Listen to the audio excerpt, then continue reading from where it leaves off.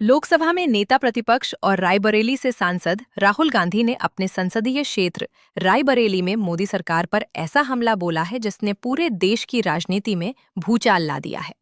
राहुल गांधी ने अपने भाषण में सीधे प्रधानमंत्री नरेंद्र मोदी, गृह मंत्री अमित शाह और आरएसएस पर निशाना साधते हुए कहा कि जो लोग संविधान पर हमला करते हैं वो इस देश के साथ गद्दारी कर रहे हैं। राहुल गांधी के इस बयान के बाद बीजेपी पूरी तरह बौखला गई है और लगातार उन पर हमला बोल रही है। लेकिन राहुल गांधी भी पीछे हटने के मूड में बिल्कुल नहीं दिखाई दे रहे हैं। उन्होंने साफ कह दिया कि वो माफी नहीं मांगेंगे और आगे भी यही बात बोलते रहेंगे।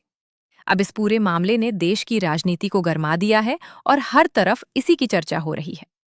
राहुल गांधी रायबरेली और अमेठी की जनसभाओं में जनता को संबोधित कर रहे थे। भारी भीड़ मौजूद थी और माहौल पूरी तरह राजनीतिक गर्मी से भरा हुआ था। राहुल गांधी ने अपने भाषण में कहा कि वोट चोरी संविधान पर हमला है, देश की संस्थाओं को कमजोर करना संविधान पर हमला है, अडानी और अंबानी को पूरा सिस्टम सौंप देना संविधान पर हमला है। राहुल गांधी ने कहा कि देश की बड़ी बड़ी संस्थाओं को खत्म किया जा रहा है और लोकतंत्र को कमजोर किया जा रहा है।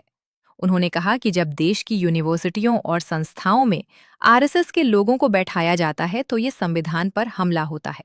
राहुल गांधी ने कहा कि नरेंद्र मोदी और अमित शाह संविधान पर हमला कर रहे हैं और जो संविधान पर हमला करता है वो देश के साथ गद्दारी करता है। राहुल गांधी ने अपने भाषण में आरएसएस को भी खुली चुनौती दे डाली। उन्होंने कहा कि आरएसएस के लोग उन्हें डराने की कोशिश करते हैं, लेकिन वो किसी से डरने वाले नहीं हैं। राहुल गांधी ने कहा कि अगर आरएसएस के लोग जनता के बीच आएं और नरेंद्र मोदी तथा अमित शाह की बात करें तो जनता उनसे कहे कि देश का संविधान बचाना सबसे जरूरी है। राहुल गांधी ने कहा कि वो जनता की आवाज उठाते रहेंगे और चाहे कितने भी हमले हों वो पीछे नहीं हटेंगे। राहुल गांधी के इस बयान के बाद बीजेपी नेताओं ने तुरंत मोर्चा खोल दिया। बीजेपी नेताओं ने आरोप लगाया कि राहुल गांधी ने प्रधानमंत्री का ही नहीं बल्कि पूरे देश का अपमान किया है। बीजेपी नेता नितिन नवीन ने कहा कि राहुल गांधी का बयान दुर्भाग्यपूर्ण है और उनकी मानसिकता को दिखाता है। वहीं गिरिराज सिंह ने कहा कि राहुल गांधी सत्ता न मिलने से परेशान हैं और इसलिए इस तरह की भाषा का इस्तेमाल कर रहे हैं। बीजेपी लगातार राहुल गांधी को घेरने की कोशिश कर रही है, लेकिन राहुल गांधी भी लगातार पलटवार कर रहे हैं। राहुल गांधी ने बीजेपी के आरोपों का जवाब देते हुए कहा कि वो कभी माफी नहीं मांगेंगे।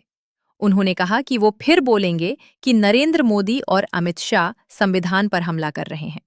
राहुल गांधी ने कहा कि वो किसी की धमकियों से डरने वाले नहीं हैं और जनता के लिए लड़ाई लड़ते रहेंगे। राहुल गांधी का ये आक्रामक अंदाज अब पूरे देश में चर्चा का विषय बना हुआ है। कांग्रेस समर्थक इसे राहुल गांधी की सबसे बड़ी लड़ाई बता रहे हैं, जबकि बीजेपी समर्थक इसे देश विरोधी बयान बता रहे हैं। अपने भाषण में राहुल गांधी ने देश की अर्थव्यवस्था को लेकर भी बड़ा हमला बोला। उन्होंने कहा कि देश का आर्थिक सिस्टम कुछ बड़े उद्योगपतियों के हाथों में दिया जा रहा है और इसका सबसे बड़ा नुकसान गरीबों और मध्यम वर्ग को होगा। राहुल गांधी ने कहा कि आने वाले समय में बड़ा आर्थिक संकट पैदा हो सकता है और उसका खामियाजा आम जनता को भुगतना पड़ेगा। उन्होंने नोटबंदी और कोरोना काल का उदाहरण देते हुए कहा कि सरकार की गलत नीतियों का नुकसान हमेशा जनता को उठाना पड़ता है, जबकि बड़े उद्योगपति बच जाते हैं। राहुल गांधी ने कहा कि जब आर्थिक तूफान आएगा तब सबसे ज्यादा परेशानी गरीब, किसान, युवा और छोटे व्यापारियों को होगी। राहुल गांधी लगातार बेरोजगारी, पेपर लीक, महंगाई और किसानों के मुद्दे उठा रहे हैं। राहुल गांधी समझ चुके हैं कि देश का युवा बेरोजगारी से परेशान है और आम जनता महंगाई से त्रस्त है। यही वजह है कि वो हर सभा में संविधान, रोजगार और आर्थिक संकट की बात कर रहे हैं। राहुल गांधी अब पहले वाले राहुल गांधी नहीं रहे। भारत जोड़ो यात्रा के बाद उनका अंदाज पूरी तरह बदल चुका है। अब वो खुलकर बीजेपी और नरेंद्र मोदी पर हमला बोल रहे हैं और सीधे जनता के मुद्दों को उठाने की कोशिश कर रहे हैं।